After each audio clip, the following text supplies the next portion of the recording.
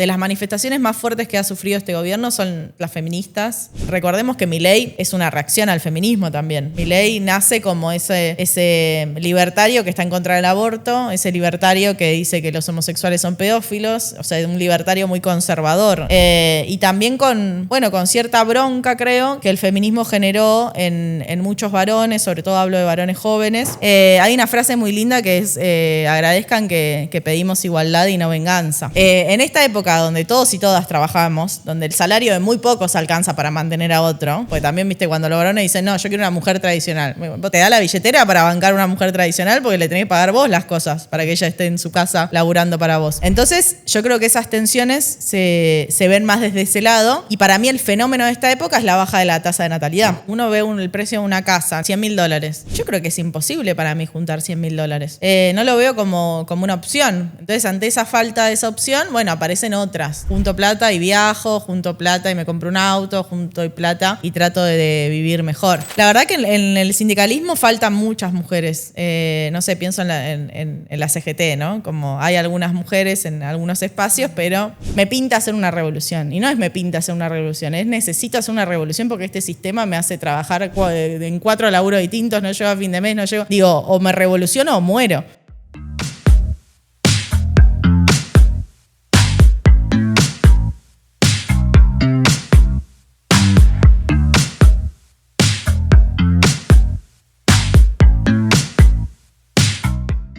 Bueno, hola, ¿qué tal? ¿Cómo te va? Nuevamente acá en el estudio de Güey, con el ciclo de charlas que estamos llevando adelante. Hoy tenemos a alguien muy especial y como tenemos a alguien muy especial, quiero dedicar este programa a todos los trabajadores de FATE que están enfrentando un vaciamiento y una pelea de poder entre su dueño, Quintanilla, y el gobierno de Milei, y en la cual los trabajadores son el pato de la boda porque ninguno de los dos se preocupan por ellos. Así que este programa se lo quiero dedicar personalmente a todos los trabajadores, a su conducción gremial que está adentro del gremio, que es para mí es un ejemplo porque hemos visto muchos conflictos en la cual los dirigentes gremiales van un ratito con sus zapatos de charol a mirar de afuera. Acá es un caso distinto donde los delegados, el sindicato están todos metidos adentro tratando de ganar una pelea que es muy difícil porque se están enfrentando a un modelo económico de destrucción total de la industria nacional.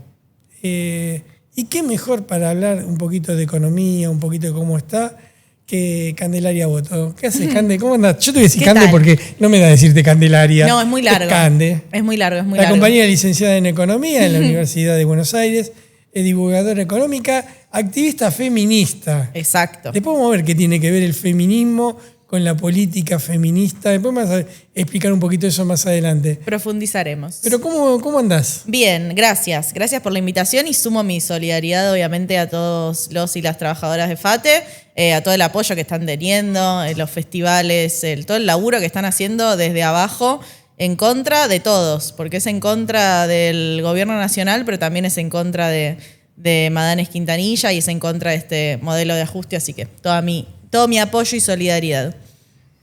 Inclusive me da la impresión que están haciendo las cosas bien, ¿no? Sí, yo creo que sí. De hecho, bueno, yo soy de zona norte, conozco bastante el barrio. Recordemos que FATE está en un barrio que se llama Barrio FATE, ¿no? La importancia que tiene también el laburo donde uno trabaja en la vida cotidiana. Y la verdad que todas las actividades que vienen haciendo en términos de festivales, de visibilizar esta problemática, bueno, llega, interpela. Creo que medio FATE se volvió el ejemplo que caracteriza bien la época, porque es el despido de 920 personas. ¿Para qué? Nadie sabe. Y la respuesta del gobierno es, bueno, que vayan a hacer Uber. Cabify y que vayan a buscar otro trabajo, ¿no? Así que me parece muy importante su lucha, su resistencia, porque son un montón y porque están reorganizados y creo que la dirección de Crespo ahí importa mucho también. Sí, un gran compañero. Como buen trosco que soy, sí, vamos a empezar a hablar de economía, pero vamos a empezar por la economía mundial. Bien. A ver cómo la ves y cómo repercute eso en lo nacional. Está muy tranquilo. En medio de una guerra, ¿no? Está muy tranquilo el mundo. Sí. A mí me pasa que ahora estoy leyendo diarios de todos lados porque también el blindaje que hay en la Argentina para tratar estos temas es muy fuerte. Bueno, sabemos que hay ciertos medios que repiten directamente la línea de la Embajada de Estados Unidos, entonces es muy difícil realmente informarse con los medios locales. Y la verdad es que es un momento del mundo muy conflictivo. Bueno, hay una guerra sucediendo en Medio Oriente, Estados Unidos, Israel, Irán como principales polos y con un escenario muy incierto para lo que se viene. Nosotros escuchamos hablar del petróleo, de los fertilizantes, de la comida, de todos los impactos en términos de mercado. Y yo creo que no hay que olvidarse acá que esto es una guerra donde hay bombardeos, donde hay muertes de personas civiles, que es algo que naturalizamos, ¿no? Que en estos conflictos, sobre todo a partir del genocidio en Palestina, se naturaliza que los bombardeos sean sobre casas, sobre escuelas, sobre hospitales. Y a mí me parece importante salir un poco de esa desnaturalización y decir, ¿cómo puede ser que Estados Unidos haya bombardeado una escuela de una masacre a niñas iraníes cuando su narrativa es que van a ir a liberar las mujeres de Irán? Sí. Y lo primero que hace es bombardear una escuela diciendo supuestamente que ahí había una base de el régimen islamista. Tú decís, tenés que bombardearla en horario escolar, tenés que bombardearla 2 veces, así quienes van a rescatar también mueren. Me parece que son cosas que hay que cuestionar en una posición, yo creo, como feminista, como persona de izquierda, que es una posición que es en contra de las guerras. No de las guerras como, pacifismo, me vengo acá con el collar hippie, sino en contra de las guerras porque quienes mueren son trabajadores contra trabajadores y no tiene ningún sentido y no hay que poner un bando o el otro, ¿no? No, pero aparte lo que suena un poco loco es que todos los días te dicen a cuánto sube el precio del petróleo y no cuánta gente murió. Exacto. O cuánta gente quedó mutilada, o cuánta gente... Es decir, el valor humano quedó muy por debajo que el valor del petróleo. Totalmente, totalmente. Hoy leía, hay más de 3.000 buques que están frenados justamente porque Irán en ese manejo del estrecho de Hormuz, bueno, un montón de buques quedaron dentro de lo que es el Golfo Pérsico, que mi recomendación a la gente que como yo no sabía tanto de la zona, lo primero que hay que hacer es ver un mapa y entender un poco geográficamente la disposición del lugar. Y hay 3.000 buques que tiene cada uno su tripulación y esos buques no pueden hacer tierra en ningún lado, entonces se van quedando sin suministros, ya van 20 días y nadie habla de esas vidas, que son vidas de trabajadores que están trabajando en un buque petrolero, lo que sea, y que no tienen nada que ver con el conflicto, simplemente estaban en una jornada más de trabajo y nadie está pensando en esas personas. Y creo que habla un poco de esta época, ¿no? De este capitalismo del siglo XXI, donde las vidas parecen muy descartables y lo que importa es el precio del petróleo, el precio de los alimentos y ver cómo sigue esta maquinaria para que algunos ultra ricos sean aún más ricos y se conviertan ya no en billonarios, sino en trillonarios. Eso me parece que es bastante dramático, pero que muestra bien en qué época estamos. Antes yo estaba mirando un video donde Trump informa que va a invadir Cuba. Y la verdad que se me erizó un poquito la piel.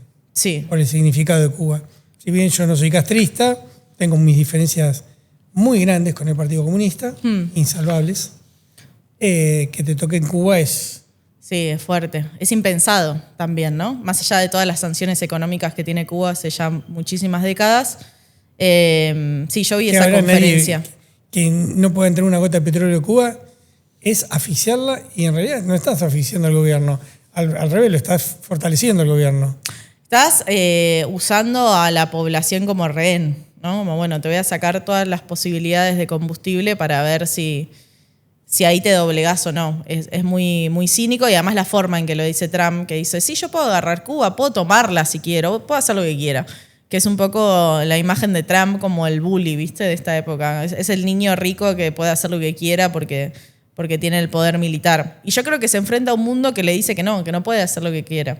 No por una oposición por izquierda, pero los países europeos le dicen, no, mira, esta no es mi guerra, manejala vos, este no es mi problema. Digo, también estamos viviendo una época, en términos internacionales, creo que se le llama desorden global, ¿no? Hay un punto de inflexión en que el mundo ya no es como creíamos, desde los economistas en esta idea de un mundo globalizado, con redes comerciales, donde vos importás, exportás desde todos los países. Bueno, ya estamos yendo a un mundo con más tensiones, donde hay que reorientar esas rutas comerciales y reorientar un poco la posición de los países.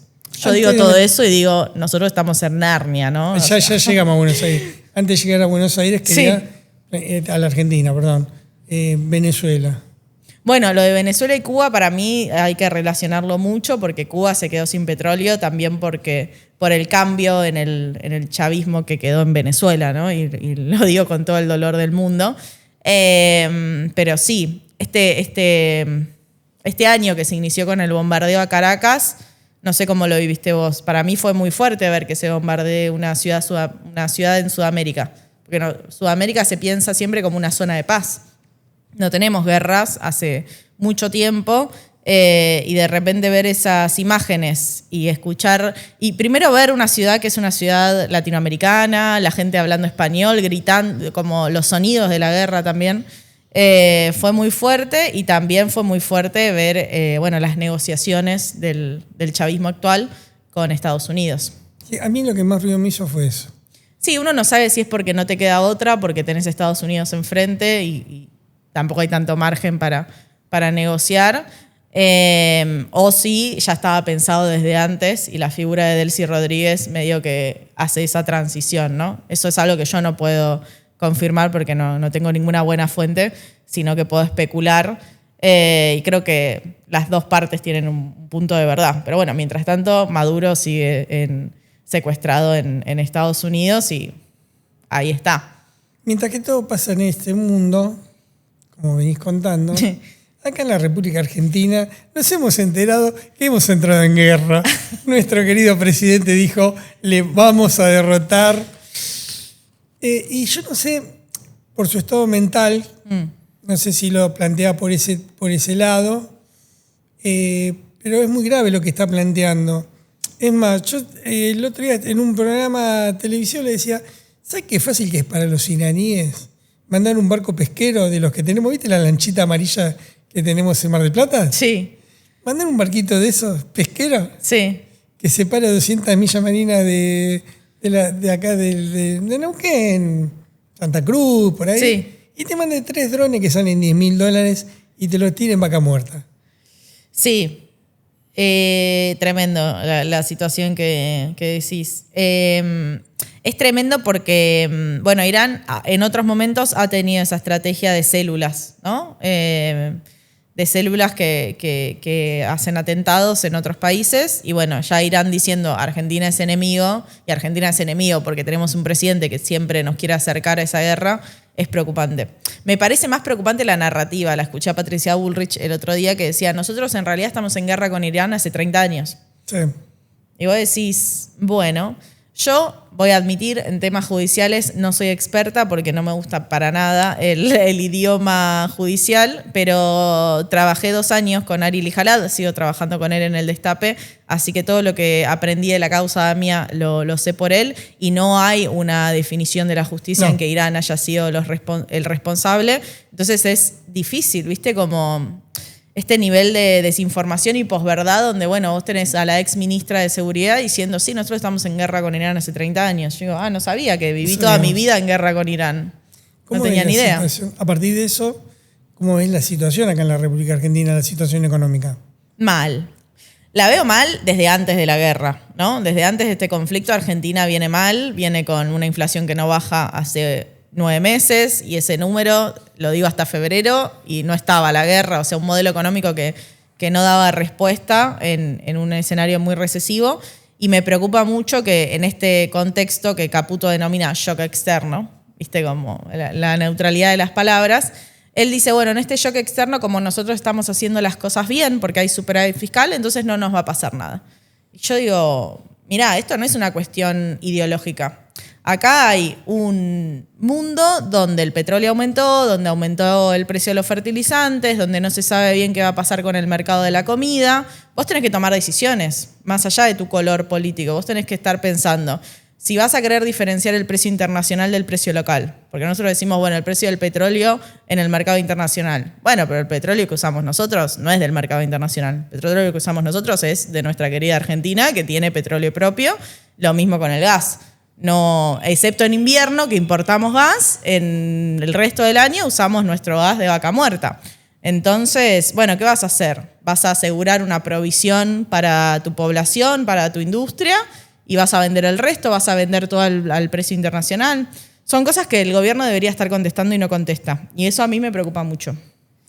Y bueno, hubo una reforma laboral. Sí, tremenda reforma laboral. Vos de eso debes Pero saber. ahora la gente va a empezar a trabajar.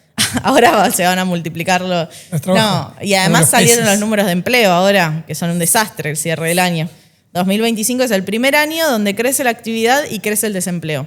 No había pasado eso. Desde la vuelta de la democracia ahora, no había un año donde hubiera un aumento de la actividad económica y un aumento del desempleo. ¿Cómo se explica eso? Bajarlo a tierra para la persona Sí. que no entiende economía, que no entiende política. ¿Cómo puede ser que crezca la actividad y crece el desempleo? Sí, porque es contraintuitivo, ¿no? Uno dice, si crece la actividad económica, Claro. digamos, hay más actividad, entonces se necesita más fuerza de trabajo, debería aumentar el empleo. ¿Por qué no pasa eso? Es la pregunta. ¿Por qué no pasa eso? Bueno, porque lo que creció es intermediación financiera, minería, petróleo. Tanto intermediación financiera, que es básicamente los bancos, para simplificar, y minería, despidieron gente. Claro. Entonces, bueno, vos te estás focalizando tu modelo de desarrollo en sectores que no necesitan personas. Entonces, lo que te está mostrando ese dato es que el gobierno marca un sendero económico cada vez más excluyente, que necesita cada vez menos gente. Y la gente que va quedando por fuera te dice, bueno, hace alguna economía de plataforma, y lo que te muestran los datos de empleo es que incluso esa economía de Uber, Pedido Ya, Rappi, lo que sea, no alcanza a absorber a todas las personas que quedan sin laburo. Entonces, bueno, es un escenario muy preocupante. Se nota la recesión económica en la calle. Yo creo que no tenés que saber de economía para entender que la economía viene mal. Porque uno sale a la calle y no hay movimiento. Uno va al supermercado y lo único que ves es preocupación en las caras. Y mismo uno no sabe bien cuánto va a gastar. Entonces, yo creo que está claro que la economía viene mal. El tema es que la economía nuestra, doméstica, viene mal y el mundo va hacia un sendero de estanflación, que es un sendero de una economía recesiva en todo el mundo. Entonces, nos golpea cuando ya estamos en el piso. ¿Y por qué opinas que, siendo un gobierno que, se apoya en 2 o 3 sectores, que expulsa gente de los trabajos, ¿para qué necesita una reforma laboral si con la misma desocupación consiguen el mismo objetivo que sin la reforma? Bueno, la reforma laboral, mi hipótesis es que viene a reconvertir no a los trabajadores, sino a los empresarios. La reforma laboral sirve para que las pequeñas y medianas empresas, que son las que normalmente no tienen la plata que se necesitaba para despedir, bueno, les dé un fondo, porque ese es el Fondo de Asistencia Laboral, el FAL, el rifle para los trabajadores, que lo que hace es, bueno, vos haces ese aporte todos los meses y a partir de depende del tamaño de tu empresa, ¿no? Pero a partir de los 3, 6 meses tenés la plata necesaria para despedir a alguien. Y eso era algo que antes no podías hacer. Entonces hay un montón de pymes que hoy en día están sosteniéndose con lo que pueden y bueno, que ahora el Estado le dice yo te subsidio el despido. ¿Para qué? Bueno, para que cierres finalmente tu pyme que no tiene sentido en este país que estoy construyendo yo y te reconviertas. ¿A qué? Poné la plata en deuda de Caputo, poné la plata... Es un poco plata dulce, ¿no? La película Plata Dulce que dice ¿para qué vas a tener un galpón de producción? Poné tu plata a valorizarse financieramente. Nadie entiende mucho qué es eso, pero es darle la plata a Caputo que él te la hace crecer.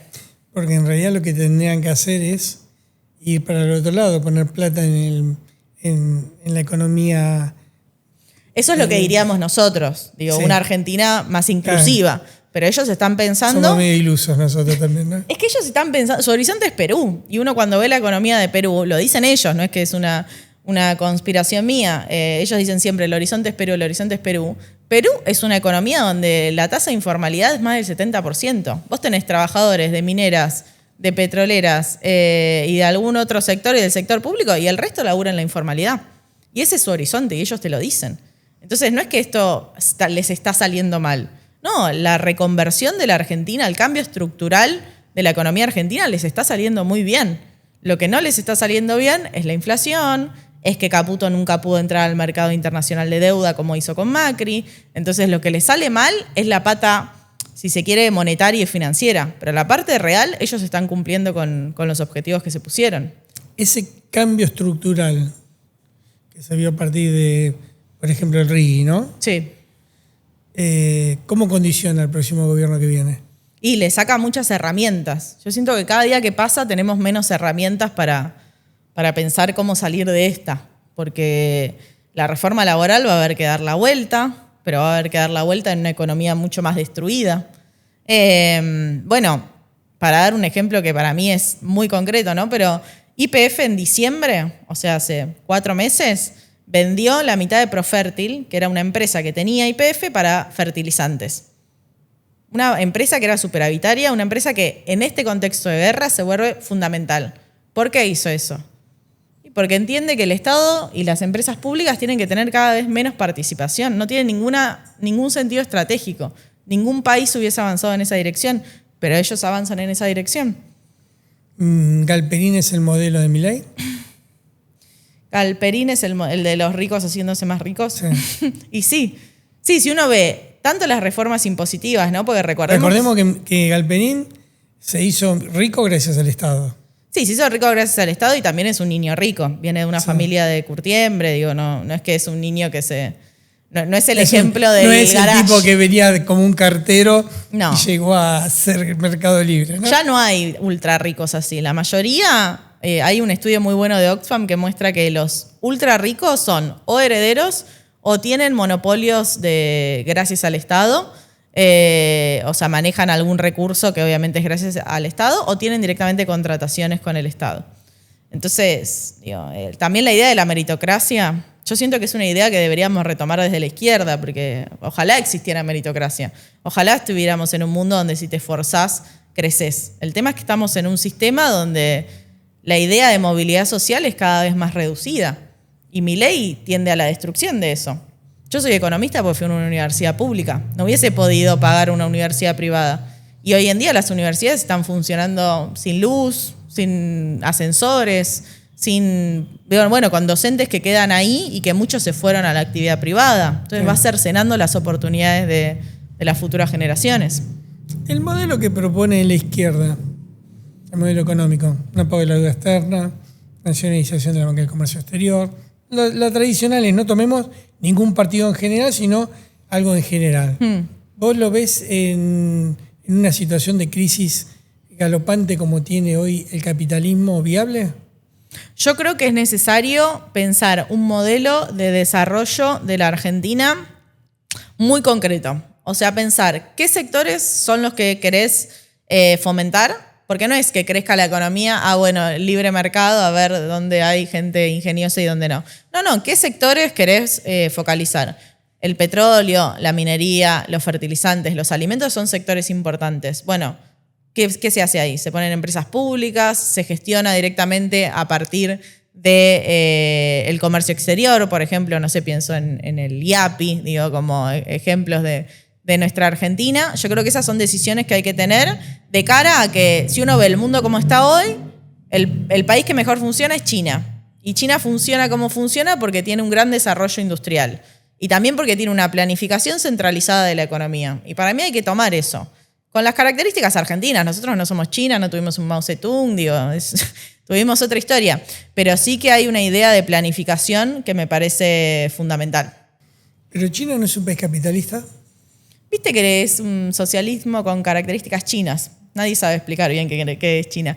China es producto de su propia historia. Depende con quién hablas, te da una mirada distinta de China. Sí, los chinos, entiendo que ellos tienen esta idea de socialismo con características chinas como en la ambigüedad, ¿no? De que, por un lado, son capitalistas en términos de que participan del comercio internacional y tienen una lógica. De hecho, es el país que más millonarios produjo el año pasado. Pero hay un poder estatal que está por encima del poder económico, sin lugar a dudas. Digo, el gobierno chino te dice que tenés que producir, está pensando como la mirada más panorámica. Yo no sé si es por generación o qué. ¿Socialismo de mercado, se podría decir? Un socialismo de mercado, sí. A mí no me gusta... No sé si es una definición correcta para China. Claro. Pregunto. Yo te iba a decir eso. A mí las etiquetas me importan poco en general.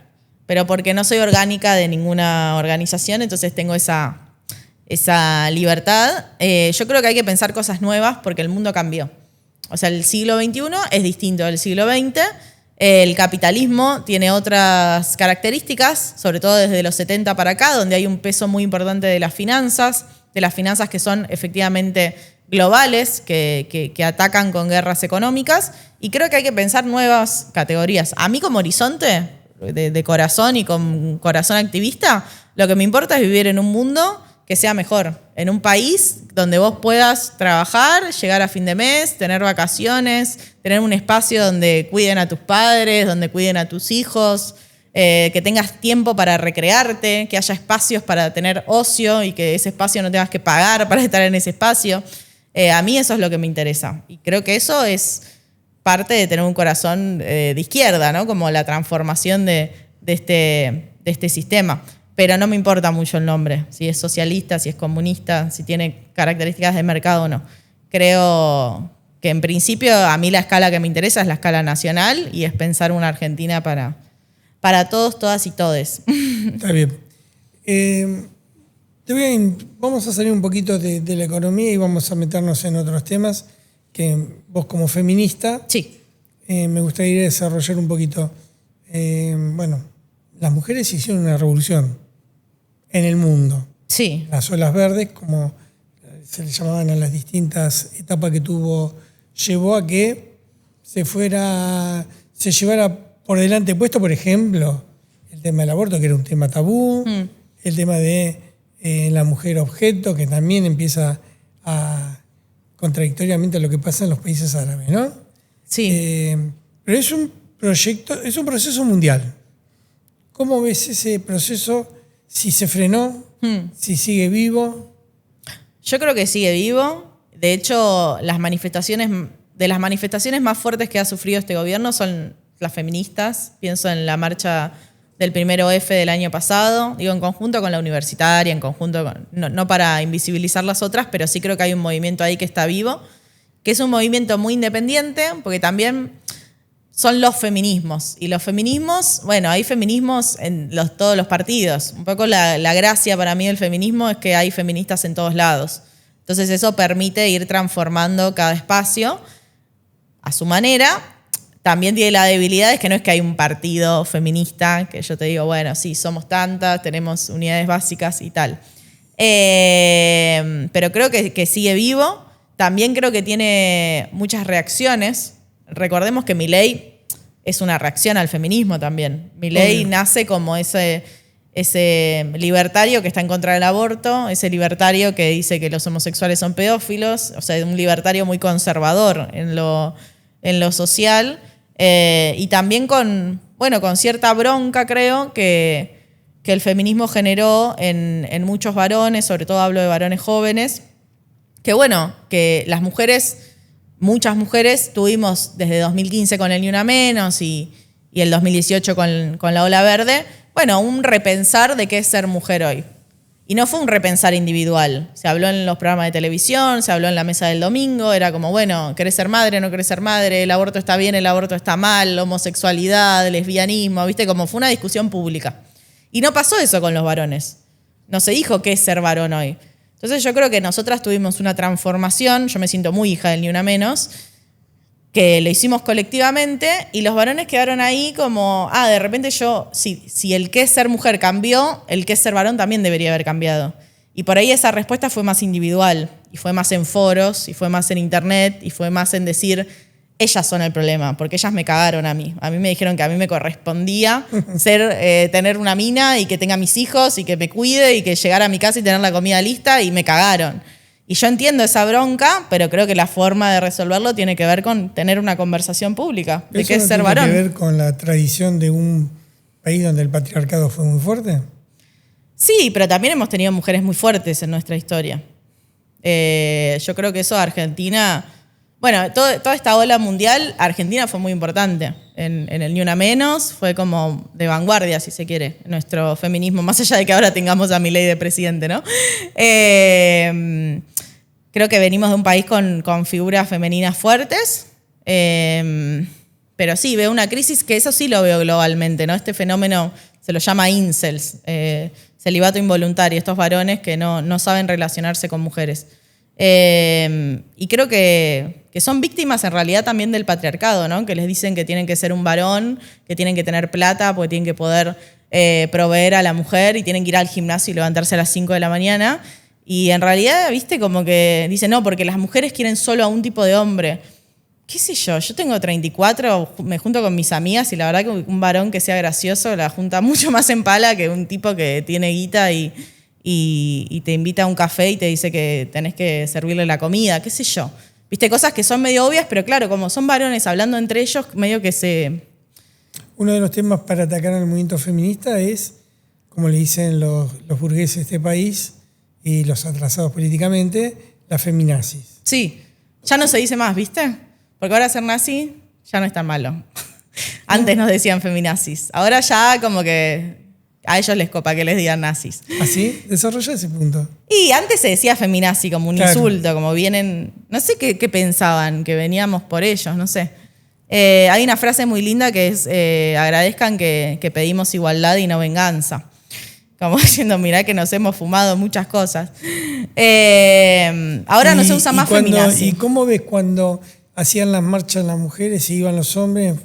Muchas veces fuimos echados de esas marchas. Sí, yo creo que depende siempre del contexto, ¿no? Una cosa, si bien para mí el punto de inflexión fue el 2015 con el Ni Una Menos, de todas maneras, yo tuve una suegra que iba a los encuentros de mujeres en el 84, digamos. Tenemos 40 años de encuentros plurinacionales de mujeres. Hay feministas de larga data en nuestro país. Pero el 2015 fue como algo masivo, ¿no? Como que yo incluida nos metimos en un movimiento que un poco desconocíamos.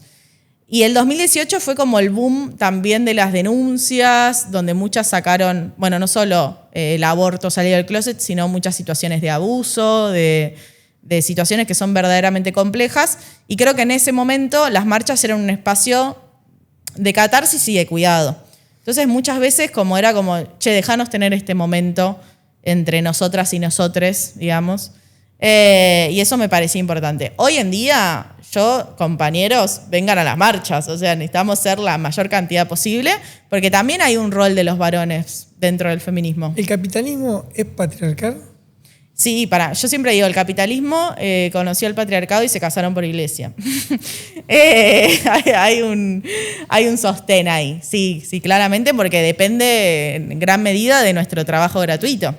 Y si el capitalismo es el patriarcado, y acá hubo una movilización de masas, sí, de mujeres que fueron contra el patriarcado. Sí. ¿Por qué la izquierda sigue siendo... No se desarrolló como se debería haber desarrollado? ¿Vos decís por qué el feminismo no es anticapitalista? Sí. Bueno, no todos hay feminismos anticapitalistas y hay feminismos neoclásicos también. O sea, hay una rama de feminismo dentro del Fondo Monetario Internacional también. Aunque duele aceptarlo. ¿Contradicción?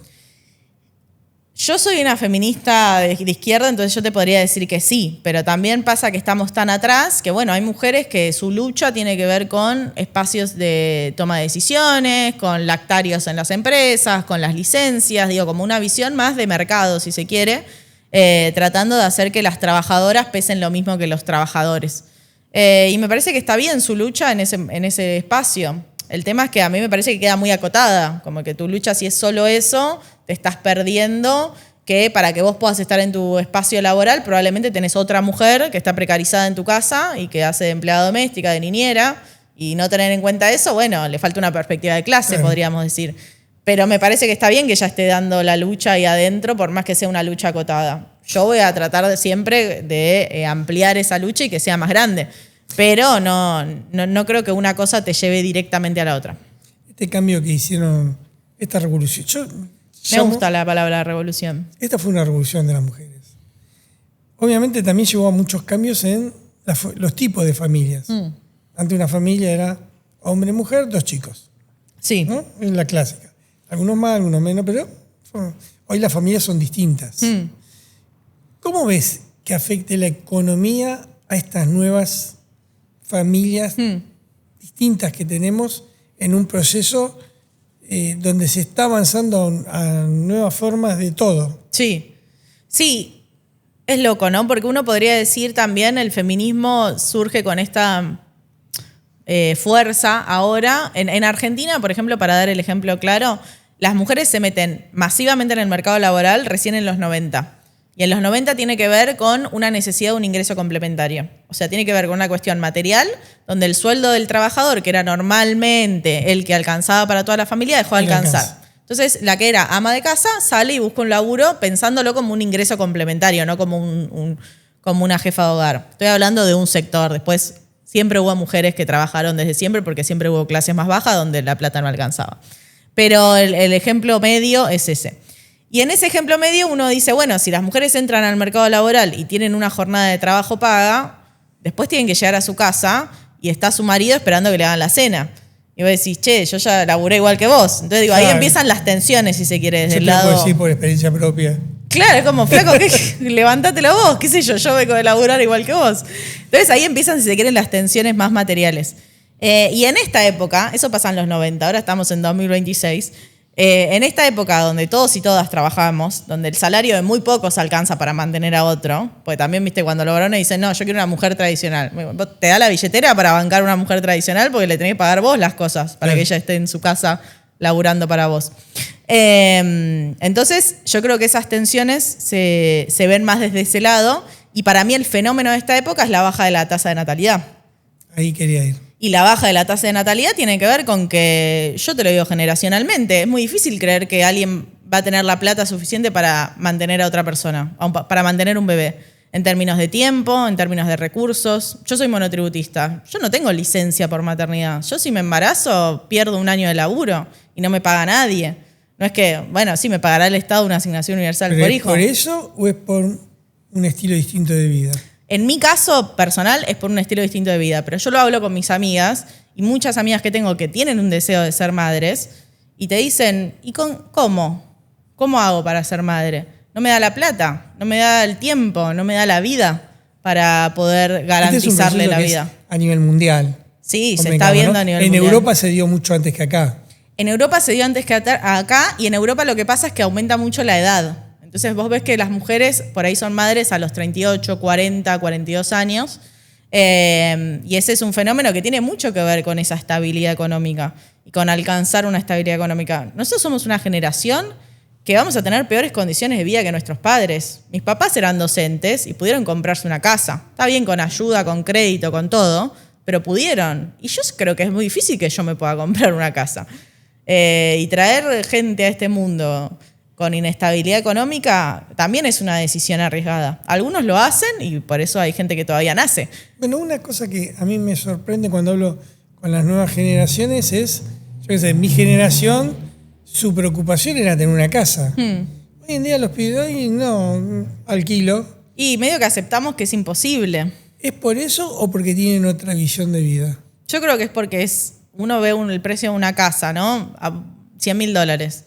Yo creo que es imposible para mí juntar $100.000. No lo veo como una opción. Entonces, ante esa falta de esa opción, bueno, aparecen otras, ¿no? Como, bueno, junto plata y viajo, junto plata y me compro un auto, junto plata y trato de vivir mejor. En mi experiencia, por lo menos gente cercana, los únicos que tienen casa propia es porque heredaron o porque los ayudaron los padres en esa compra. No conozco a una sola persona que haya comprado una casa a partir del fruto de su trabajo.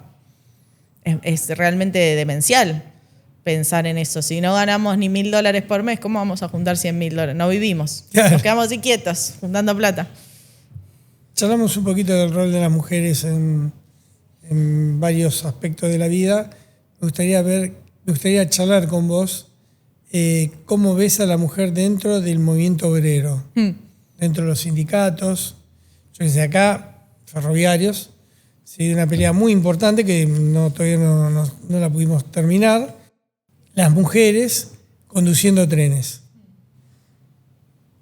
No voy a decir quién, pero cuando tuve una discusión con un dirigente gremial, me dijo, ¿vos querés que nosotros tiremos a la basura 130 años de historia de nuestro gremio y que las mujeres manejen trenes? Bueno, yo dije, mira, eso no lo digas cuando vengan las compañeras porque te van a cagar trompada. Pero todavía existe eso. Sí. Es más, hoy no hay mujeres que manejen trenes. Qué fuerte. Es fuerte. Es la estrategia, ahí hay algo, ¿no? Del patriarcado y del capitalismo, de echarle la culpa al que tenés más cerca, ¿viste? Como si poner mujeres a conducir fuese echar a la basura 130 años de lucha obrera y no fuese ampliar justamente esa lucha obrera y que el enemigo sea siempre el patrón, en todo caso, ¿no? Claro. O la patrona, si fuese mujer. Sí. Es un tema. La verdad que en el sindicalismo faltan muchas mujeres. No sé, pienso en la CGT, ¿no? Como hay algunas mujeres en algunos espacios, Sí. pero la verdad es que Van a son decorar. pocas. Sí, las Así ponen más por la presión. Tengo un amigo judío, tenemos una mujer dentro. No, y del yo gremio. conozco esas mujeres y son mujeres que así se abren, así van pasando, ¿viste? Sí. Para ver si pueden tener un lugar. Es difícil porque además muchas veces la dinámica de la militancia, del sindicalismo es complicada para las mujeres. Digo, vivimos en un mundo donde todavía las mujeres son las principales responsables del cuidado de los hijos. Entonces pensar en una jornada donde vos tenés que estar en una plenaria todo el día y dónde dejas al pibe. Digo, si esa plenaria no tiene en cuenta que tiene que tener un espacio de cuidado, y bueno, va a haber muchas mujeres que no van a poder participar. Eso pasa en el sindicalismo, pasa en la vida. Entonces es difícil para las mujeres también abrirse camino. Yo creo que falta mucho. Sí confío en que hay mujeres compañeras que son muy potentes. Yo conozco compañeras en los movimientos sociales, en los partidos políticos, en los sindicatos, que realmente tienen ganas de devorarse el mundo y creo que esa es la actitud porque es así, vas a tener que ir pasando, dando codazos y haciendo espacio porque es muy difícil que te hagan el espacio. O sea, incluso en este momento, en el 2026, sigue siendo difícil y sigue siendo difícil que una vez que estés ahí te tomen en serio o por ahí te tomen en serio, pero que te tomen como compañera y no como, esta está acá por el cupo.